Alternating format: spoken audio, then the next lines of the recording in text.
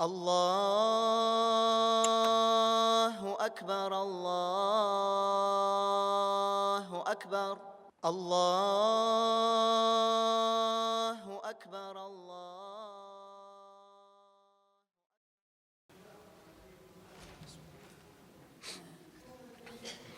إن الحمد لله نحمده ونستعينه ونستغفره ونعوذ بالله من شرور أنفسنا ومن سيئات أعمالنا من يهده الله فلا مضل له ومن يضلله فلا هادي له وأشهد أن لا إله إلا الله وحده لا شريك له وأشهد أن محمدا عبده ورسوله صلى الله عليه وعلى آله وأصحابه يا أيها الذين آمنوا اتقوا الله حق تقاته ولا تموتن إلا وأنتم مسلمون يا أيها الذين آمنوا اتقوا الله وقولوا قولا سديدا يصلح لكم أعمالكم ويغفر لكم ذنوبكم ومن يطع الله ورسوله فقد فاز فوزا عظيما أما بعد Һичшиксез барча мактау,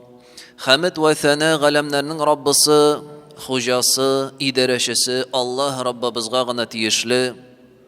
Кемгә Аллаһ Субханаһу ва Тааля хәерлесен теләсә, аңа һичкем һәм һич нәрсә зыян сала алмас. Әмма кемгә Аллаһ Тааляның газабы, ачуы төшсә, аңа беркем ярдәмче була алмас. Шәһадәт китерәм Аллаһтан башка гыйбадәткә лаеклы хак илаһ юк һәм Мухаммад Абдуллаһ уланың соңгы илчесе һәм пәйгамбәре.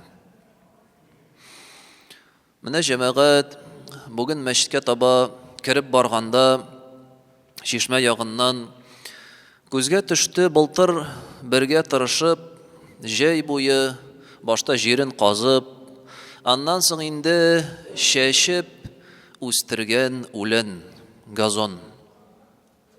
Аның яныннан үтеп барганда күз төште инде аның ничек итеп үсеп чыгуына.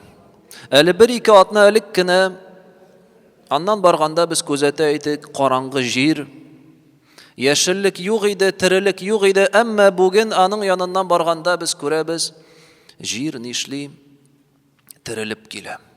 Җир терелгән, яшелләнгән, һәм менә шуны күзәткәндә Коръәндә Аллаһ Тааляның әйткән сүзләре уйга килде. Аллаһ Субханаһу ва Тааля Коръәндә әйтә: "Валлаһу анзала минас-самаа'i маa'ан фаахья бихил арда ба'да маутиха, инна фи залика лааятин лиқауми ясмаун." Аллаһ күктән су яудырып, яңгыр яудырып, җирне үлгәннән соң яңадан терелтә. Һәм чыннан да шушы күренештә ишетүчеләр өчен аятлар, гыйбрәт бар дип әйтә Аллаһ Субханаһу ва Тааля Нахл сүрәсендә. Икенче аятта Аллаһ Субханаһу ва Тааля әйтә: "Юхриджул хайя минал маййити ва юхриджул маййита минал хай ва юхйил арда ба'да маутиха." Ул тере нәрсәне үлгән нәрсәдән чыгара.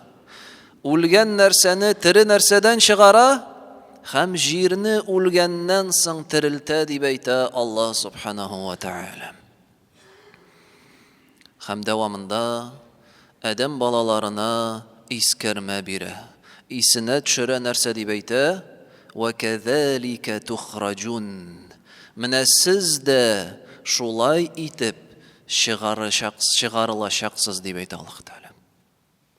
Ягъни менә шушы үлгән җир астыннан үсемлекләр үсеп чыккан кебек, яңадан терелгән кебек, сез дә җир астыннан чыгарылачаксыз ди.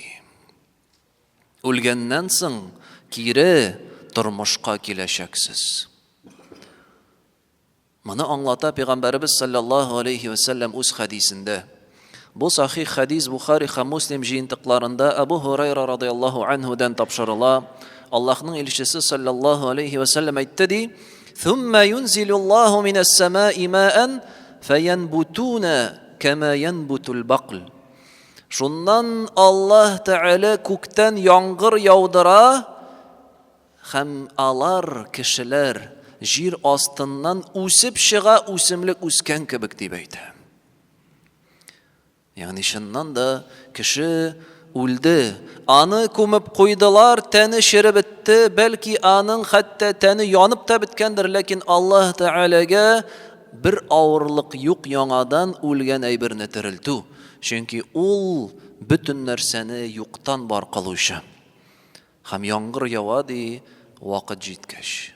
Һәм шушы яңгыр яуганнан соң җир астыннан үсемлек үсеп чыкмый, нәрсә үсеп чыга? Кешенең тәне үсеп чыга. Бөтен кешенең. Безгә кадәр күпме кеше яшәде. Безнең вакытта күпме яши һәм бездән соң күпме яшәячәк, бөтенесе менә шушы җирдән үсеп чыга үсемлек кебек ди.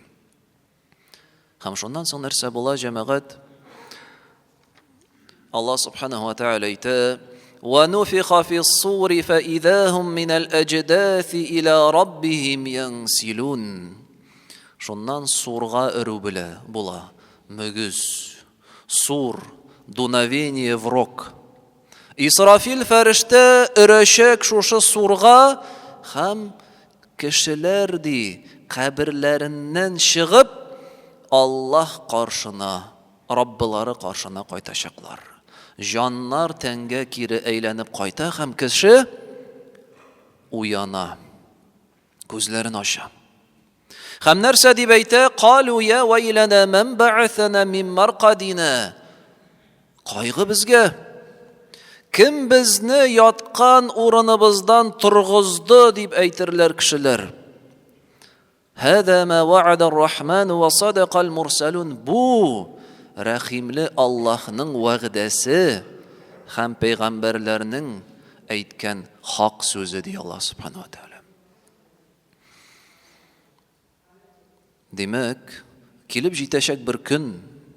Ул көнне Аллаһ субханаһу ва тааля кешеләрне терелтә, үсемлекләрне терелткән кебек, һәм кешеләр чыга каберләреннән, уяналар да нәрсә күрәләр, нәрсә күзәтәләр, нәрсә буласың ул көнне, кыямәт көнендә. Аллаһ субханаһу ва тааля Ал-Қари'a сүрәсендә әйтә: "Яума якуну ан-насу кал-фарашил мабthūth." Ул көнне кешеләр тузган шикерткә кебек таралышырлар дип әйтә. Куркудан, кайгыдан кешеләр кая барып бәрелергә белмәсләр, тигендә шабырлар, монда шабырлар, тигендә ярдәм эзләрләр, монда эзләрләр, һәм шулай итеп Аллаһ субханаһу ва тааля чагыштыра кешеләрне тузган кортлар шикерткә кебек алар булачаклар ул көнне ди. Һәм шушы көнне Аллаһ субханаһу ва тааля күрсәтәчәк үзенең кодрәтен. Кешеләргә биреләчәк гамәлләренә карата газабы җәзасы. Тирләр кеше үзенең гөнаһларының күплегенә карап, шушы тир каплар һәрбер кешене. Кешеләр тәкәббер булган кешеләр кырмыска зурлыгына әверерләр һәм башка кешеләр аяк астында буталып йөрерләр. Аны башкалар таптарлар шушыларны.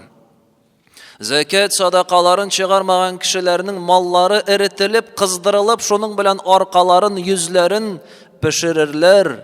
Булар барысы да кыямәт көнендә булачак күренешләр һәм бик күп куркыныч вакыйга була. Шушы куркыныч вакыйгаларны күреп Аллаһ субханаһу ва тааля әйтә: "Яума тараунаха тазхалу куллу мурди'атин амма ардa'at."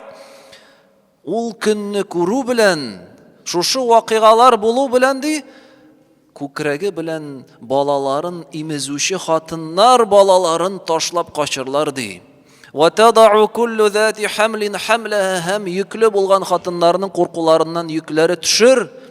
وَتَرَى النَّاسَ سُكَارَى وَمَا هُمْ بِسُكَارَى. Һәм син кешеләргә карарсаң әйтерсең, алар исерек дип.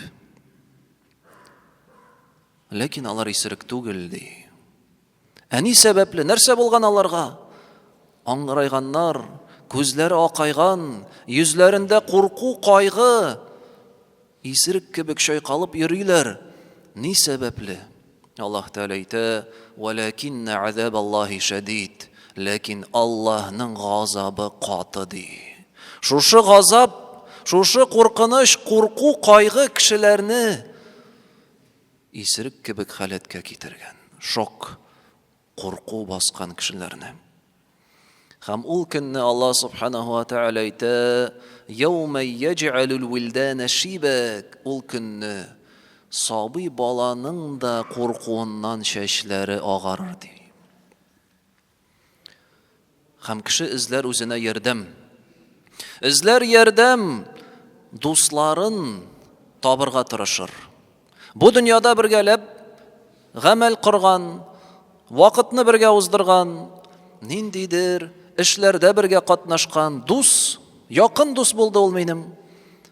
Ләкин Аллаһ Тәала нәрсә ди Коръәндә: "Әл-ахиллау яума идин баъдухум ли баъдин аду", ул көнне якын дуслар бер-берсенә душманга әверелерләр дип әйтә.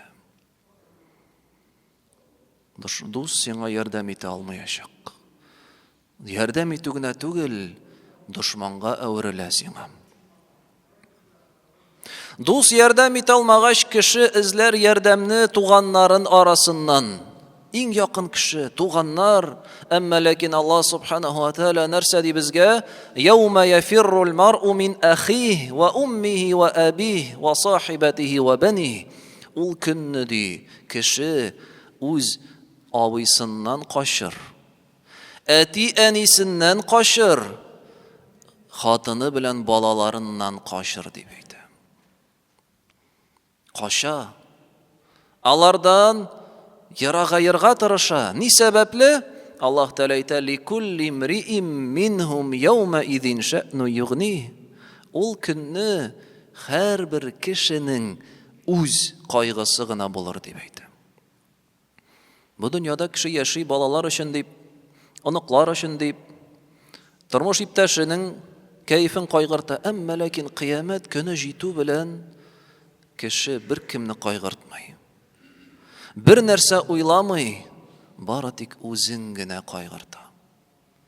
Һәм бигрәк тә үкенеч, әгәр дә ул бу дөньяда шушы балам дип, оныгым дип, якыннарым дип Аллаһ каршындагы бурычларын калдырган булса, Аллаһ Тәаләнең кушканнарын үтәмәгән булса, шушы гаиләм дип, якыннарым дип. Һәм шушы көнне кеше ярдәм тапмагач, дусларыннан ярдәм күрмәгәч, туганнарыннан ярдәм күрмәгәч, инде кашу ягын эзләр гомумән. Аллаһ Тәала әйтә: "Яқулул инсану яума идин әйнәл мафар", ул көнне кеше әйтә: "Кая качырга?" дип әйтер. Ул бу дөньяда гадәтләнгән, ниндидер проблема килсә, кайгы килсә, яки дуслар ярдәм итә, яки туганнар ярдәм итә, яисә һич тә булмаса инде ул кача бер җиргә. Эштә барып чыкмады икән, эштән китеп бара. Өйгә кача. Өйдә ниндидер кайгы бәхәс икән, талаш, ызгыш икән, өйдән чыгып китә бер җиргә. Әмма ләкин кыямәт көнендә дә шулай качырга теләгәндә, кая барып качырга була микән соң дигәндә, Аллаһ Тәала әйтә: "Калла ла вазар иля раббика яума идинил мустaqar", юк бүген качу урыны дияр. Раббың каршына торып басачаксың ди.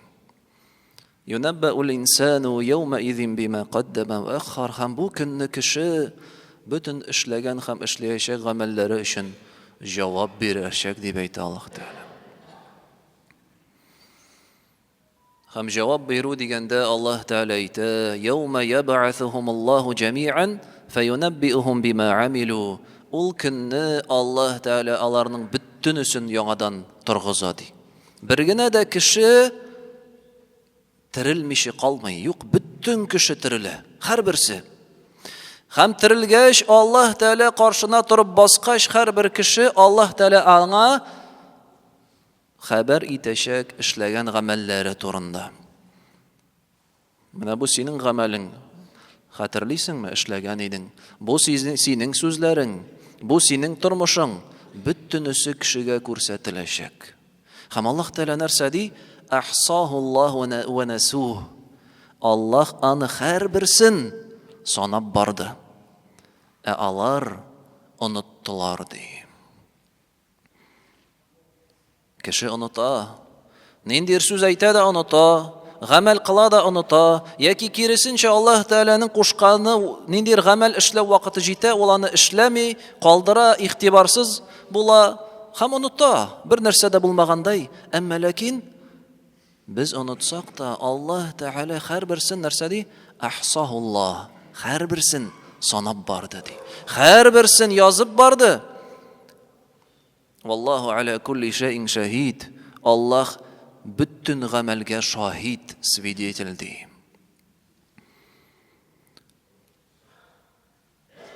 Ул көнне кешегә бирелер гамәл дәфтәрләре. وَوُضِعَ الْكِتَابُ فَتَرَى الْمُجْرِمِينَ مُشْفِقِينَ مِمَّا فِيهِ. Ул көнне кешеләргә өләшелерләр гамәл дәфтәрләрен, китаплар. Һәм кеше ашу белән нәрсә дип әйтә?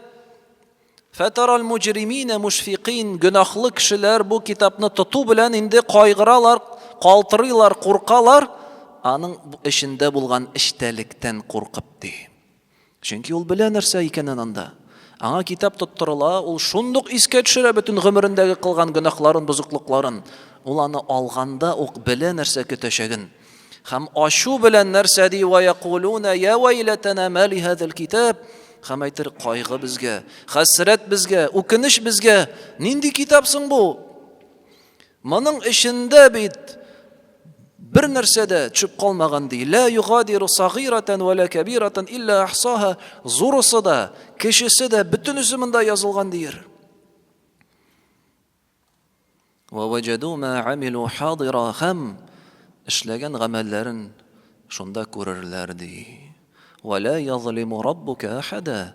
Һәм Аллаһ Раббың синең бер кемгә дә зулым кылмый. Ягъни кеше нинди гамәл кылды, шул гамәленә карата җәзасын алачак.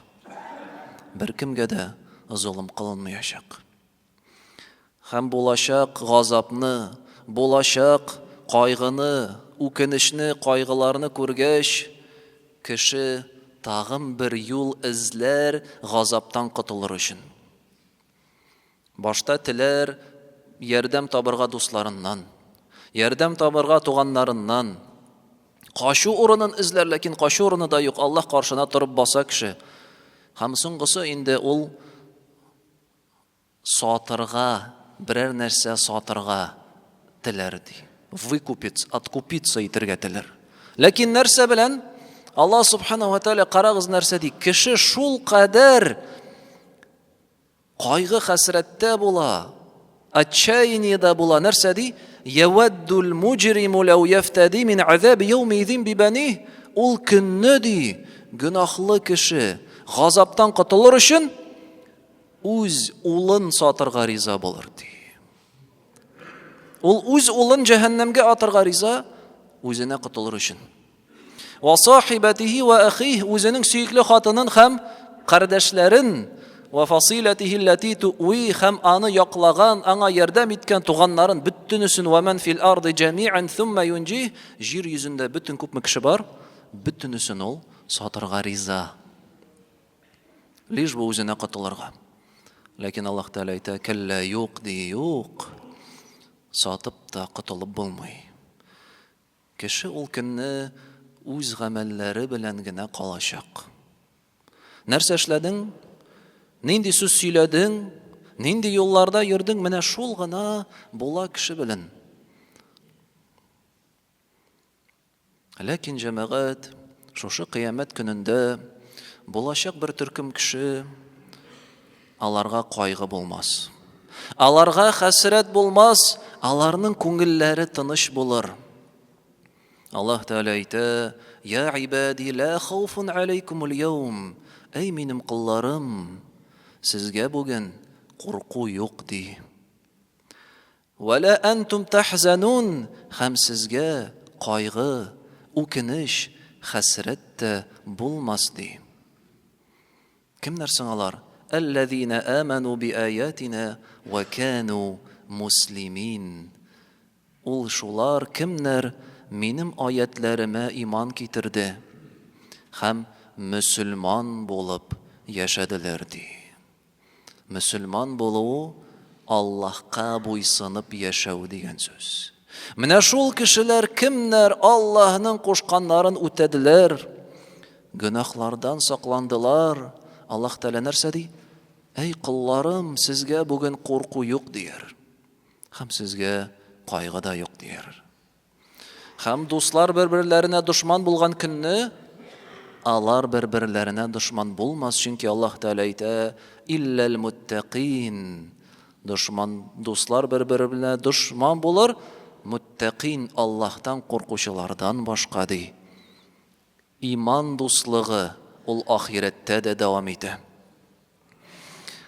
Һәм кемнәр Аллаһ Тәгалә белән очрашуга иман китерде, китап өләшкәндә, ул кайгырмас. Аллаһ Тәгалә әйтә: "Фәәммә ман утия китабаһу бияминиһ, фәяқулу һауму क़рау китабия".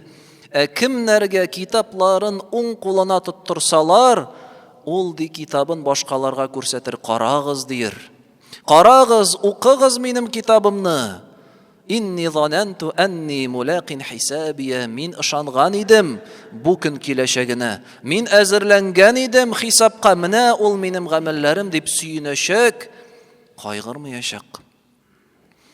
Һәм нинди генә изгелек эшләмәсеннәр, изгелек эшләүчеләр, кыямәт көнендә алар аның савабын күрер. Аллаһ Тәгалә әйтә: "Ва ма туқаддиму ли анфусикум мин хайрин таҗидуһу индаллаһи хува хайран ва аъзама аҗра". Һәм нинди генә изгелек эшләмәсәгез, Аллаһ каршына кайткач, сез аны тагы да зуррак, бөек савап итеп күрерсез дип әйтә Аллаһ Субханаһу ва Тәгалә. Менә җәмәгать, кыямәт көне без аның турында оныткалыйбыз. Без аның турында сирәк уйланабыз. Ләкин Аллаһ Субханаһу ва Тәгалә безгә аның турында искә төшерә, хәтта менә шушы табигый күренешләр аша гына да. Шушы үләннәрнең үсеп чыгуы аша гына да, үлгән җир яңадан терелә. Моны күреп без искә төшерик. Мин дә бит кайчандыр шулай җир астыннан терелеп чыгам, Аллаһ каршына басам. Һәм кыямәт көнендә ике төркем генә кеше булыр җәмәгать. Аллаһ Тәгалә әйтә: "Фәиза җаъатит тамматул кубра, яума ятазаккарул инсану ма са'a ва буризатил җахиму лиман яра. Фәамма ман тага ва аthara al-hayatad dunya, fa innal jahima hiya al-ma'wa". Шушы кыямәт көнендә ди кем шиктән чыкты, гөнаһлар кылды һәм бу дөньяга күбрәк игътибар бирде, аның урыны җәһәннәм уты булыр ди. فأما من وآثر الحياة الدنيا فإن الجحيم هي المأوى وأما من خاف مقام ربه ونهى النفس عن الهوى فإن الجنة هي المأوى. أكم الله ربысы каршында басып торудан курка икән һәм үзенең нәфсен гөнаһлардан, теләкләрдән тыйды икән, аның урыны җәннәт булыр дип әйтә Аллаһ Субханаһу ва Тәгалә. أقول قولي هذا وأستغفر الله العظيم الجليل لي ولكم ولسائر المسلمين فاستغفروه إنه هو الغفور.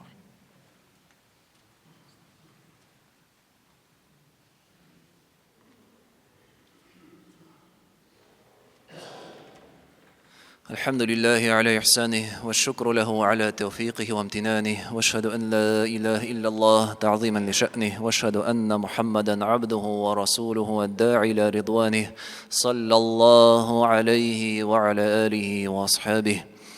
Дорогие братья, во всем, что нас окружает, есть назидание и знамения для людей верующих, размышляющих, умеющих внимать знамениям Всевышнего.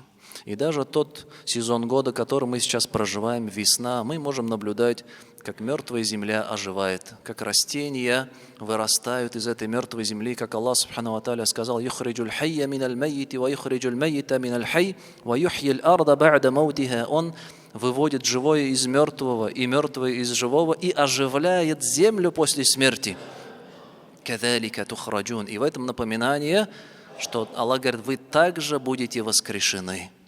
Вы также выйдете из мертвого состояния и предстанете перед Всевышним Аллахом Субханаху ва Тааля. Тот день, когда человеку не поможет ни богатство, ни имущество, ни дети, ни потомство. Только тот, кто кто пришел с чистым сердцем. «Илля ман ата Аллаха би кальбин салим». С чистым сердцем он в этот день преуспеет. Аллаху Акбар, Аллаху Акбар, Аллаху